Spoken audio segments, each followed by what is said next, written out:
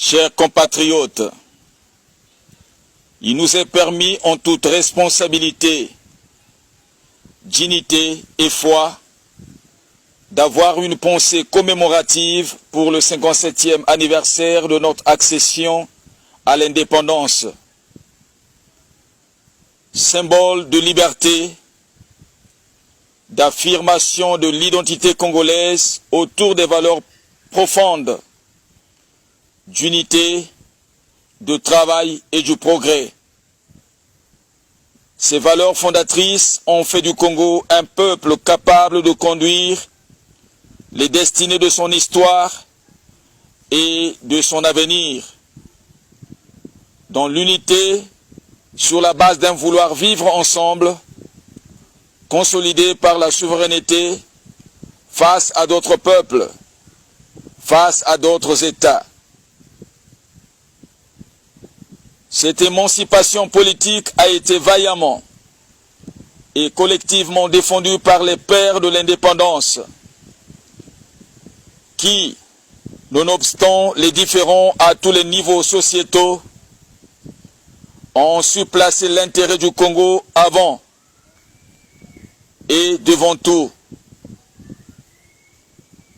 À cette occasion, où les Congolaises et les Congolais réaffirment leur appartenance au Congo de nos ancêtres, ce 15 août 2017, nous rendons un hommage mérité au père de l'indépendance, le premier président de la République du Congo, l'abbé Fulbert Youlou, Monsieur Jacques Opango et bien d'autres. Mes chers compatriotes, d'âge en âge, de fil en aiguille, ce riche héritage qu'ils nous ont légué s'effrite et s'effond. Les valeurs d'unité, de justice, de paix et de liberté sont déformées et remplacées par les barrières de l'intolérance, du tribalisme, des injustices sociales et du totalitarisme ambiant. Jadis, le Congo faisait partie des pays les plus sûrs dans les domaines de l'économie, des technologies, de l'éducation, du sport et même du social. Aujourd'hui et maintenant, tout ce qui a été acquis laborieusement et au prix de tant de sacrifices a été détruit si facilement et avec insouciance.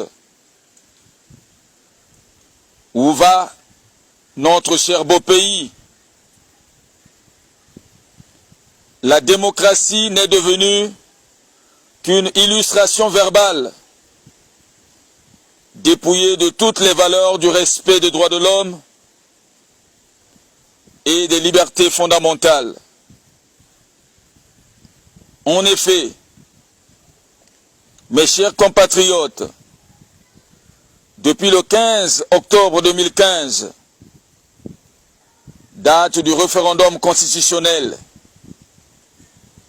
mais anticonstitutionnel, selon l'expression de la majorité des Congolais, jusqu'aux instants où je m'adresse à vous, dans notre pays, hélas, l'irrégularité répréhensible est devenue la règle. Le principe de guide du pouvoir régnant. Nous avons assisté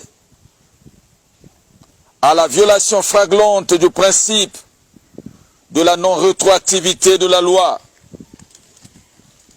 Celles-ci devront produire les effets que pour l'avenir.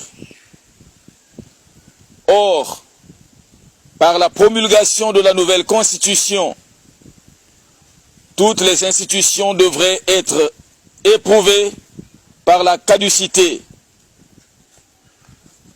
Le scrutin présidentiel a été anticipé en mars 2016, sans tenir compte des délais constitutionnels.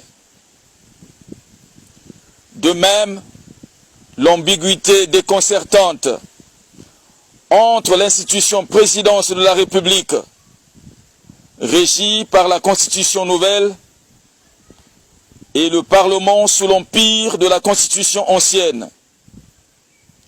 Tout est irrégulier. Même l'institution primature a été mise en place de façon retardée et irrégulière. Aussi, s'écartant des vrais problèmes auxquels fait face le Congolais lambda, notamment la crise économique, politique, sociale et culturelle, le pouvoir régnant s'est-il résolu à arrêter tous les opposants et les jeunes qui ont dit non au système, au totalitarisme. Ils sont nombreux, mis aux arrêts, dans les geôles publiques, mais aussi privées, où ils subissent des traitements inhumains et dégradants pour délit d'opinion. Certains y trouvent la mort à vue d'œil. Nous ne cesserons de le dénoncer. Au demeurant, la justice qui devrait être le paravent de tous les abus est hélas aux ordres du pouvoir. Comment dans ces conditions peut-on confier notre sort à un tel pouvoir irrégulier qui transforme son indépendance en état hybernétique? Nous résistons, non pas parce que nous avons peur de la justice, mais parce que la traque à laquelle nous sommes assujettis n'est nullement fondée sur le droit. Elle vise simplement notre élimination physique. La situation pour laquelle elle est prétextée est essentiellement politique. La résistance est un droit que nous exprimons et dont nous nous prévalons devant l'oppression acharnée du pouvoir en place. Quoi que ça nous coûte, c'est grâce à Dieu le Très-Haut qui, par sa main puissante, manifeste sa majesté. Mes chers compatriotes, nous ne cesserons de le dire que le pouvoir, manifestement, marque sa fuite devant l'urgence. L'urgence de l'évidence de la crise multidimensionnelle qui plonge notre pays dans un état comateux. Tant le marasme économique, financier, judiciaire, politique et social est si profond que la faillite de l'État, si l'on y prend garde, est imminente. Mes chers compatriotes, le Congo se meurt et fait face à un niveau d'endettement très élevé, de près de 120% de PIB. L'épargne nationale pour les générations futures, pourtant annoncée à tout vent, et avec tambour et trompette, n'est qu'un leurre. Un mensonge monté au sommet de l'État. Plusieurs entreprises licencient en masse. Les administrations qui s'en échappent tournent au ralenti. Les salaires impayés, les grèves à répétition, les violences policières, la guerre du pôle opérée à grands frais n'a produit que victimes, déplacés, ruines, morts enterrés à la sauvette, des destructions de près de 500 villages, des écoles, des dispensaires, tout un fonds de commerce. Cela n'augure pas de lendemain meilleur pour notre pays. Dès lors, l'on ne peut, si ce n'est pour faire diversion, nous endosser la responsabilité de l'incapacité du pouvoir régnant à résorber la crise. De toute évidence, une chose est certaine, j'en suis persuadé, que la démocratie prendra le dessus sur nos égaux et le triomphe du droit et de la vérité est en marche.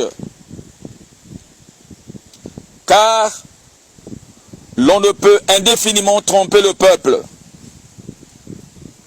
Devant ce semble tableau désolant, une seule attitude est à adopter et qui se trouve être la panacée. Soit rendre le sceptre au souverain primaire, c'est-à-dire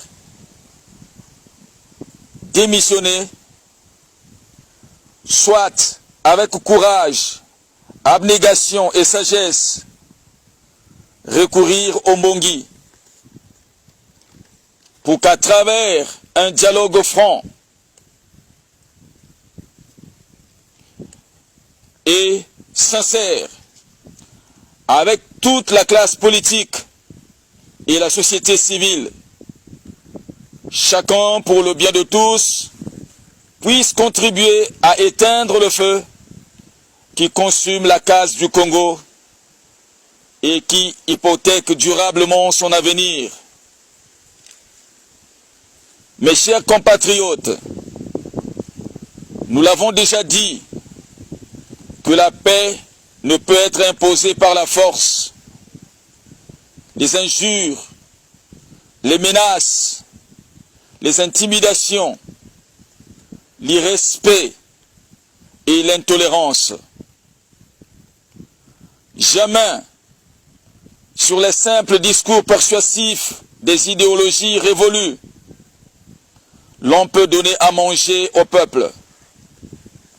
Jamais, par l'orgueil et l'esprit de suffisance, l'on peut susciter l'adhésion des masses à des réformes de nature à juguler les grands mots pour les grands essors.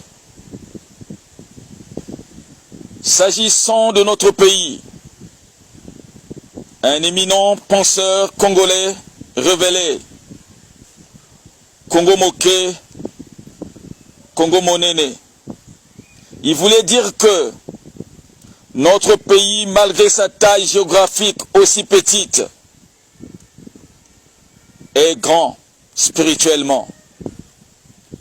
Certes, le Congo va mal, mais il est plus que nécessaire de scruter les grands contours spirituels, car le fait demeure.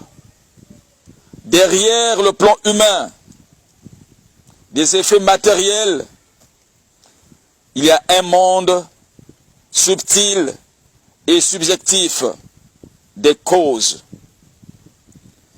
Un monde de signification au sein duquel le modèle archétypal de vie fondé sur la loi et le principe spirituel à ses origines.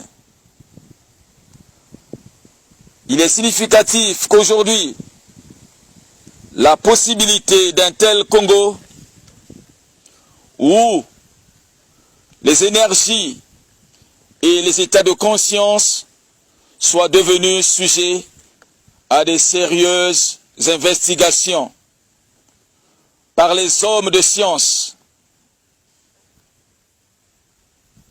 Le domaine qui est le plus pragmatique de tous ceux de la pensée humaine, aussi bien que par les philosophes et ceux qui sont directement concernés par les questions spirituelles et religieuses.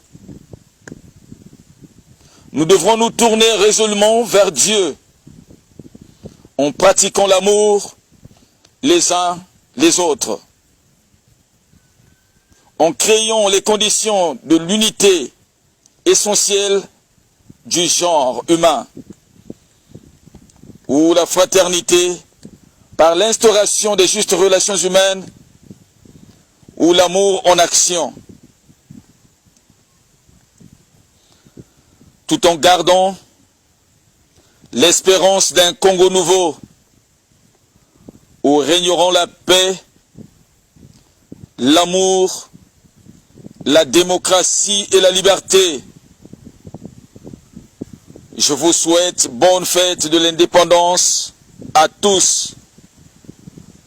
Je vous remercie.